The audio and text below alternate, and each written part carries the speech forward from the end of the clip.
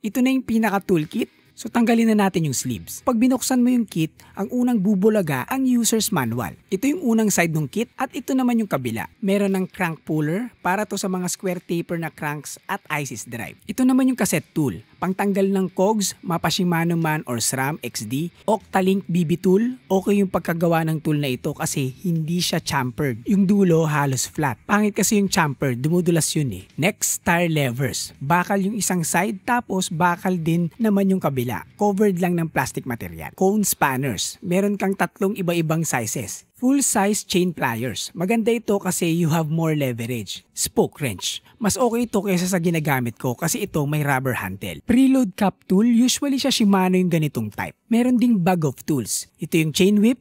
Maganda yung quality. Gusto ko yung handle. Big enough to have a good amount of leverage kasi ito yung gagamitin mo pang tanggal ng kaset eh. So kailangan meron ka talagang magandang leverage dyan. Punta tayo sa kabilang side. So merong patch kit. Yung next natin ay itong magandang chain breaker. In fairness, solid din yung build. Ito naman yung wrench para sa mga chainring bolt. Next, itong 8mm hex wrench with adapter. Ito naman yung pedal wrench at socket wrench. Magkasama na yan sa isang tool. Meron ding isang set ng Allen keys. At ito yung last na tool natin. Bottom bracket tool, so may pang hollow tech at BB9000. So kung gusto mo tong bike toolbox, ang link ay nasa description at sa comment section.